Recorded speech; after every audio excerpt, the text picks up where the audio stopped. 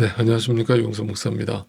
어제 우리는 요셉의 믿음에 대해서 살펴봤습니다. 요셉의 믿음을 한마디로 정의한다면 형통의 복이 무엇인지를 알았고, 또 생명의 복이 무엇인지를 알고 살았다.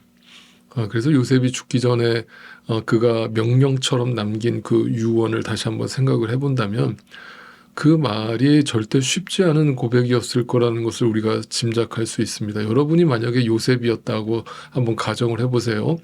여러분이 당시 초강대국이었던 애굽의 총리였습니다. 그러면 여러분은 죽으면서 여러분의 후손들에게 어떤 유언을 남기겠습니까? 야, 얘들아, 내가 애굽의 총리로서 너희가 이 땅에서 잘 먹고 잘 살 수 있도록 내가 법도 잘 고쳐놨고 여러 가지 너희를 위한 좋은 정책들도 많이 만들어 놨으니까 이 땅에서 최대한 오래 살면서 자자손손 축복을 누리면서 살아라 라면서 축복을 해주면서 죽는 것이 인지상정 아니겠습니까? 그런데 마치 요셉은 마치 그 애굽 땅에서 우리가 빨리 나가야 되는 사람처럼 얘들아, 반드시 주님의 때가 올 테니까 절대 내 유고를 여기다 묻지 말고 그 때가 오면 내 유고를 가지고 나아가서 하나님이 약속하신 그 땅에다가 내 유고를 장사 지내거라. 너희는 여기가 마치 영원히 살 것처럼 생각하지 말아라. 항상 여기를 떠날 준비를 해라. 항상 여기가 너희 땅이 아니라는 것을 기억해라. 여기는 너희가 살 곳이 아니다. 이렇게 얘기하고 죽은 겁니다. 그러니까 이 요셉의 마지막 유언은 우리에게 어떤 울리는 경종이 되는 것이죠. 그런 맥락에서 히브리서 기자는 이제 오늘 모세의 이야기로 넘어가는데 모세의 이야기도 같은 맥락에서 설명을 해주고 있어요. 자, 본문 23절을 읽어볼까요? 모세가 태어났을 때 믿음으로 그 부모는 석 달 동안 아기를 숨겨두었습니다. 그들은 아기가 잘생긴 것을 보았기 때문입니다. 그들은 왕의 명령을 두려워하지 않았습니다. 자, 모세의 부모가 모세를 낳고 그의 아름다움을 보았다. 이제 세번역에서는 그것을 잘생겼다라고 번역을 했는데 사실 제가 개인적으로는 이 번역이 좀 안타까워요. 아쉬워요. 왜냐하면 이제 잘생겼다라고 번역을 해버리면 그것은 마치 외모에 집중된 의미로만 제한돼 버리잖아요, 해석이. 그런데 여러분 한번 솔직하게 생각해 보세요. 아이가 딱 태어났을 때 부모님들은 아마 다 공감하실 텐데 여러분 갓 태어난 아이가 이쁩니까? 물론 부모 눈에는 다 이쁘죠. 그런데 객관적으로 보면 외모적으로 사실 갓 태어난 아이가 다 이쁘지는 않잖아요. 그죠? 적어도 몇 개월이 지나야 이제 이목구비도 뚜렷해지고 이제 머리카락도 자라기 시작하면서 이뻐지죠. 그러니까 갓 태어난 아이가 잘생겼다라고 얘기하는 것은 사실 좀 지나친 표현이라고 할 수 있어요. 그러니까 이 성경이 말하는 그 아이가 아름다웠기 때문에 살려뒀다라고 얘기하는 것은 단지 외적인 아름다움을 표현하는 것이 아니라 사랑의 시선으로 바라봤기 때문이죠. 뭡니까? 사랑의 시선이라는 것은 그 외모가 아니라 그 아이 존재 자체잖아요. 그 존재 자체라는 게 뭐예요? 생명에 대한 아름다움이잖아요. 이 세상의 모든 생명은 아름다운 거예요. 그죠? 그 생명이 나타내는 바가 뭐예요? 그 생명이 하나님이 주신 생명이잖아요. 그 생명 자체가 곧 진리예요. 그렇잖아요. 생명이 진리예요. 그 생명이 진리로 나타나신 분이 누구냐? 그분이 예수 그리스도인 거예요. 그러니까 이 모세가 결국은 역시 마찬가지로 요셉도 마찬가지 계속 구약의 이런 인물들은 예수 그리스도를 예표하는 인물로서 등장하는데 그의 아름다움이라고 하는 것은 생명을 이 땅에 가지고 오는 자가 아름답다라고 성경이 해석하고 있는 겁니다. 자, 그 아름다움, 그 진리를 생명을 지키기 위해서 모세의 부모가 한 행동을 한번 생각해 보세요. 당시 애굽 왕으로부터 이스라엘 자손들이 계속 번성하니까 이제 이 바로가 두려웠죠. 그래서 히브리 산파들에게 명령을 내리죠. 너희는 히브리 여인이 출산을 할 때 지켜봤다가 딸 아이면은 살려주고 사내 아이면 모두 죽여라라고 명령을 내립니다. 그런데 이 애굽 왕의 명령보다 하나님을 더 두려워했던 히브리 산파들이 애굽 왕의 지시를 어기고 남자 아이들을 살려두죠. 그래서 이제 애굽 왕이 산파들을 불러다가 혼을 내죠. 너희는 왜 내 명령을 어겼느냐라고 얘기하니까 히브리 여자들이 너무 건강해서 우리가 그 집에 도착하기도 전에 이미 아이를 출산해 버렸답니다. 라면서 이제 둘러댑니다. 그래서 이제 히브리 민족은 계속해서 숫자가 늘어나죠. 자, 그래서 이제 그걸 보다 못한 이제 바로가 이제 극단적인 명령을 내립니다. 갓 태어난 히브리 사내 아이들을 모두 나일강에다가 던져라라는 아주 무시무시한 명령을 내립니다. 여러분 생각해 보세요. 예수님이 이 땅에 오셨을 때도 비슷한 일이 벌어졌잖아요. 그러니까 진리가 태어나는 곳, 생명이 태어나는 곳, 아름다움이 태어나는 곳에는 항상 이 고통이 따르는 거예요. 그러니까 당시 애굽 땅에는요, 히브리 여인들의 울음소리로 매일 밤 곡하는 소리가 여기저기서 들렸을 거예요.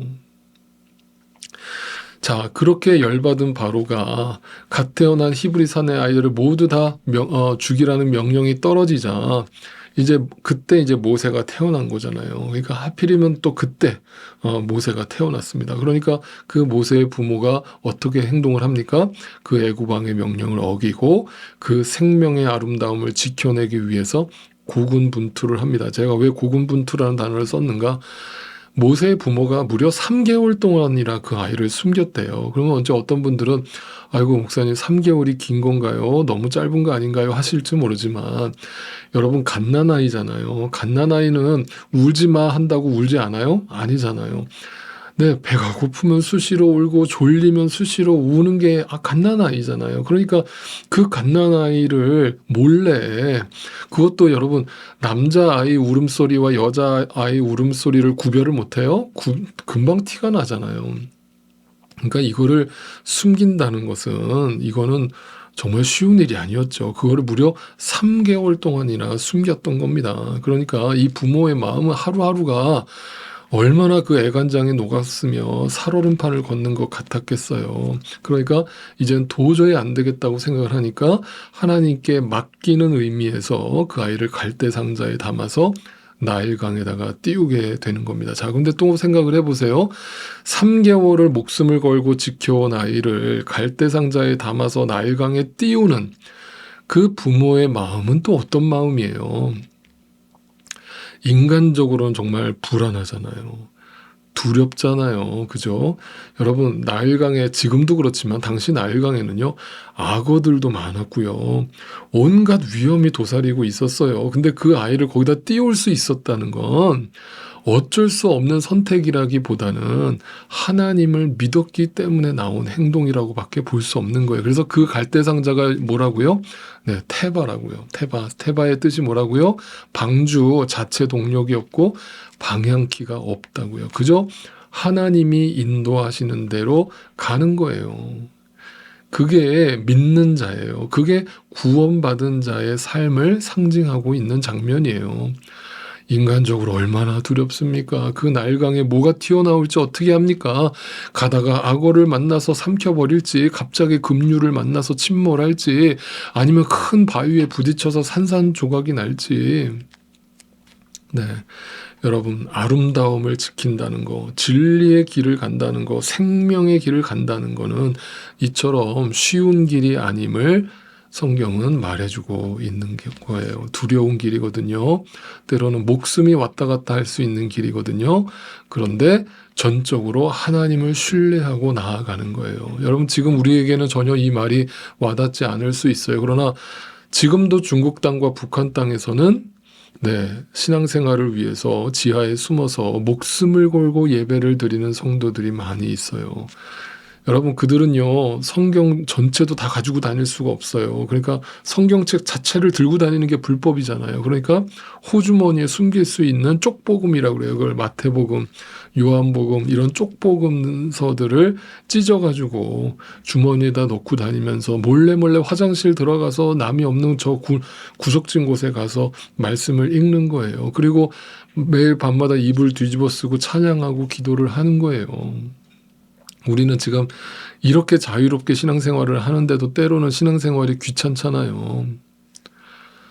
이처럼 모세 부모는 그 두려움과 그 절망적인 상황 속에서도 하나님을 신뢰하고 태바로서 자신의 삶을 나일강에 띄운 거예요. 그리고 헌신과 희생으로 그 생명을 보존하기 위한 길을 간 거예요. 그래서 바로 모세라고 하는 이스라엘의 위대한 신앙의 지도자가 탄생하게 된 것이죠.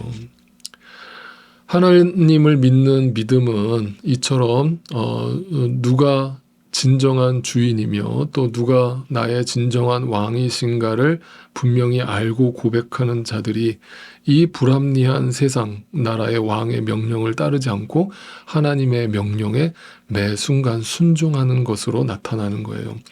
오늘도 모세의 부모가 바라보는 생명의 아름다움에 우리의 시선이 꽂히기를 바라고 그것이 진리로 믿어진다면 그것이 좁은 길이라고 할지라도 그 희생과 그 헌신이 아깝지 않다고 느껴지신다면 담대하게 두려워하지 말고 나일강에 믿음으로 나의 삶을 띄우실 수 있기를 바라요. 그것은 오로지 누가 내 인생의 왕이시며 누가 나의 주인이신가에 대한 질문에 분명하고 선명한 답을 찾았을 때에만 일어나는 결단이고 변화임을 꼭 기억하세요. 그럴 때 이 세상이라는 나일강 위에 태바로서 나와 나의 가족을 주님의 손에 맡기고 띄울 수 있는 거예요.